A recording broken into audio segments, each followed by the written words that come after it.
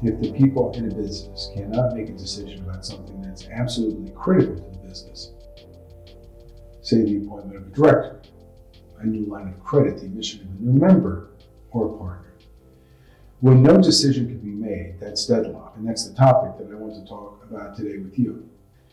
Deadlock can be a real problem in closely held businesses. The reason is that ownership and the control is so concentrated in such a limited number of people. Let's suppose you have two people who own half of the business. If they can't agree on a critical issue, maybe it's that line of credit or the admission of a new member, then they're stuck. My name is Jay McDaniel. I'm the head of the Business Divorce Litigation Group at the Wiener Law Group and the chair of the Corporate and Business Law Department. We're a law firm with offices in New York and New Jersey.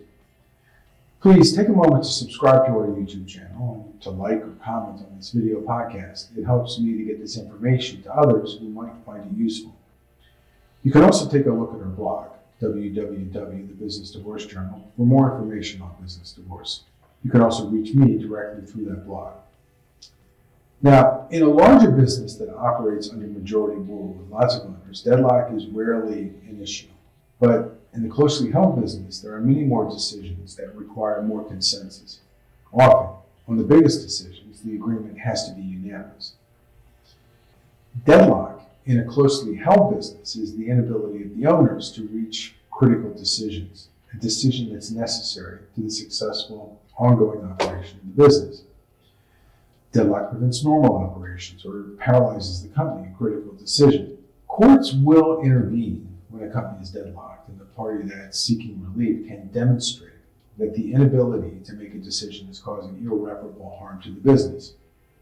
It's also important here to remember that in many states, particularly in the area of partnerships and limited liability companies, there are many critical decisions that require a unanimous vote. The inability to reach a unanimous decision is fundamentally a no vote, but it may also represent a deadlock, because deadlock is typically associated with businesses in which most or all of the owners directly participate in the management of the business. The process is often personal and full of emotion. It's also not circumstances in which a majority of the members of a partnership or a limited liability company control the operations of the business over the objections of the others.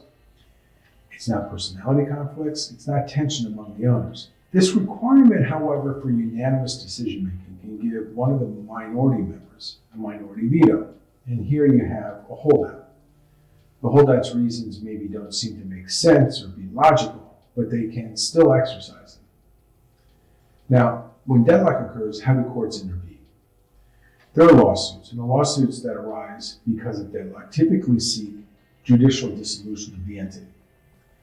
The textbook definition of dissolution is that the company stops operations, winds up its affairs, meaning that it collects all the money that it's owed and pays out its creditors.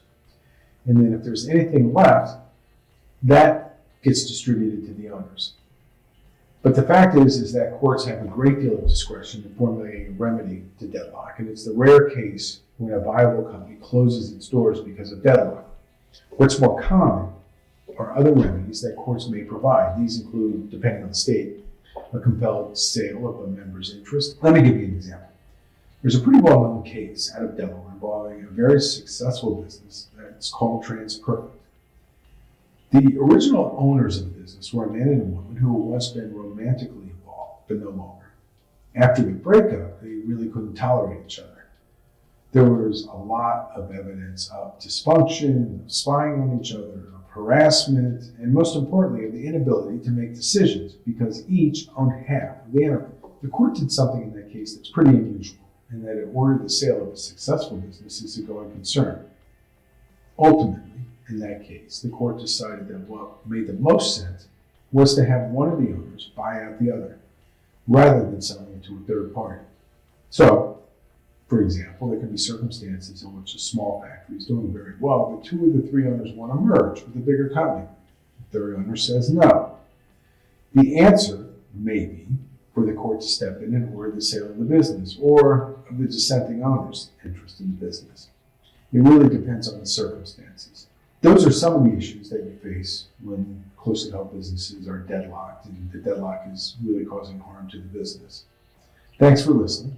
Please check out the information on our blog, www.thebusinessdoorsjournal.com. And please don't forget to like and subscribe to our YouTube channel. Thank you for listening.